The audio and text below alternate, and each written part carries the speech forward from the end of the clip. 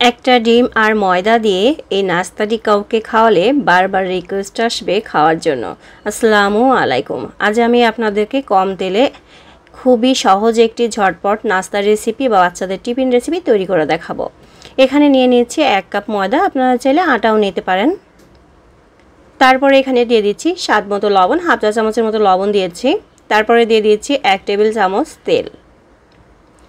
এখন এইগুলোকে খুব ভালো করে হাতের সাথে একটু মিশিয়ে নেব।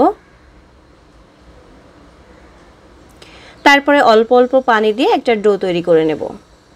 এই নাস্তাটা বানানো যেমনটা সহজ, খুবই অল্প তেলে এই নাস্তাটি তৈরি করা যায়, সেই জন্য খুবই হেলদি একটি নাস্তার রেসিপি। তাছাড়া আপনার সকাল বিকাল অথবা বাচ্চাদের টিফিনে খুব সহজে এটা বানিয়ে দিতে পারবেন, আর খেতেও কিন্তু খুবই মজার। তো ডোটা তৈরি করা হয়ে গিয়েছে, এখন এটাকে আমি 10 মিনিট ঢেকে রেস্টে রেখে দিচ্ছি।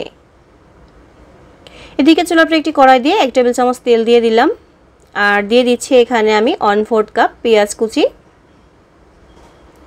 এখন পেঁয়াজটাকে হালকা একটু নেড়েচেড়ে ভেজে নিচ্ছি। এখন এর ভিতরে দিয়ে দিচ্ছি হাফ কাপ গাজর গ্রেট করা, একদম কুচি কুচি করে গ্রেট করে নিয়েছি আমি। তারপরে দিয়ে দিচ্ছি 1 কাপ পেঁপে কুচি, মানে পেঁপেটাকেও গ্রেট করে নিয়েছি। এখন খুব ভালো করে মিশিয়ে নিচ্ছি। আপনারা চাইলে এখানে যে কোনো সবজি কিন্তু অ্যাড করে নিতে পারবেন।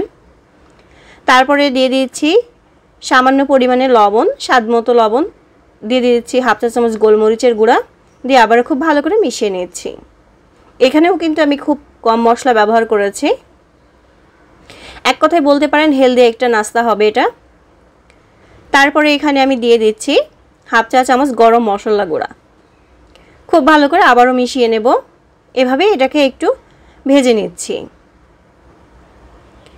এই পর্যায়ে এসে একটা ডিম আমি দিয়ে দিচ্ছি, চাইলে 2টা ডিমও এখানে আপনারা দিয়ে নিতে পারবেন। এই নাস্তাটি বানানো কিন্তু একদম কম খরচেই হয়ে যায়।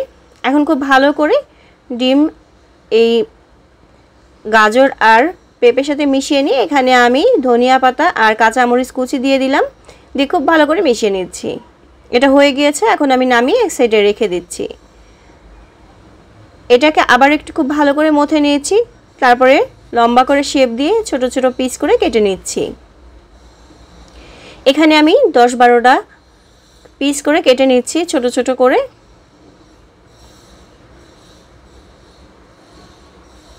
এখান থেকে এখন একটা লেচি নিয়ে আমি ছোট একটা রুটি বানিয়ে নেব।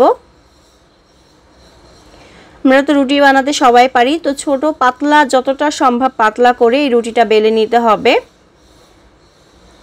চেষ্টা করবেন একদম পাতলা করে রুটিটা তৈরি করার জন্য। তো এই যে আমি একদম পাতলা করে নিয়েছি, যতটা সম্ভব পাতলা করে নিতে হবে, অনেক বেশি পাতলা করে নিতে হবে। এভাবে সব রুটিগুলো আমি বানিয়ে নিয়েছি। এখন এখান থেকে একটা রুটি আমি নিয়ে নিচ্ছি, আর বাকিগুলো এক সাইডে সরিয়ে রাখছি। আর যে পুরটা আমরা তৈরি করেছিলাম সেই পুরটা এভাবে করে দিয়ে দিচ্ছি। পুরটা আপনাদের ইচ্ছা অনুযায়ী কম বেশ করে দিয়ে নিতে পারবেন। পুরটা দিয়ে প্রথমে মুখটা একটু লাগিয়ে দেব। চাইলে চারিপাশ দিয়ে আগে একটু পানি এভাবে লাগিয়ে নিতে পারেন, তাহলে আর পরে এই মুখটা খুলে যাবে না। তো এই যে মুখটা এভাবে আটকিয়ে দিয়ে 2 পাশ থেকে এভাবে উঠিয়ে দেব। তারপরে এই যে রোলের মতো করে তৈরি করে নেব। তো এইভাবে করে আমি সব নাস্তাগুলা রেডি করে নিচ্ছি। সবগুলাই কিন্তু আমি একইভাবে তৈরি করে নিয়েছি, দেখতেই পাচ্ছেন। এখন এরকম একটা ছাঁকনি নিয়ে নিয়েছি, এর ভিতরে আমি এই যে নাস্তাগুলো দিয়ে দিচ্ছি। আপনাদের কাছে যদি রাইস কুকারের স্টিম থাকে তারপরে এগুলো দিয়ে দেবেন। তো আমার কাছে যেহেতু নেই, সেই জন্য আমি এইভাবেই ছাঁকনির উপরেই দিয়ে দিচ্ছি। তো সবগুলো খুব সুন্দর করে বসিয়ে দেব। আজকের এই রেসিপিটি যদি আপনাদের ভালো লেগে থাকে অবশ্যই পেজটাতে ফলো দিয়ে পাশে থাকবেন, আর যারা ইউটিউব চ্যানেল থেকে দেখছেন অবশ্যই চ্যানেলটি সাবস্ক্রাইব করে পাশে থাকা বেল আইকনটি প্রেস করে দেবেন।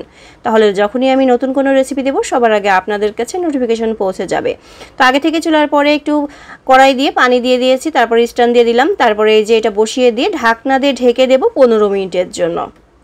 আপনারা চাইলে কিন্তু এই নাস্তাটা ভেজেও নিতে পারবেন, এটা খেতেও মজা, কিন্তু এই ভাপ দিয়ে খেলে এটা আরও বেশি মজার হয়, আর এটা অনেক বেশি হেলদি হয়। তো এই যে হয়ে গিয়েছে, এখন নামিয়ে তারপর আপনাদেরকে দেখিয়ে দিচ্ছি। সকাল বিকাল বাচ্চাদের টিফিনে ঝটপট কিন্তু এই নাস্তাটি আপনারা বানিয়ে দিতে পারবেন। একটা ভেঙে আপনাদেরকে দেখিয়ে দিচ্ছি, দেখুন।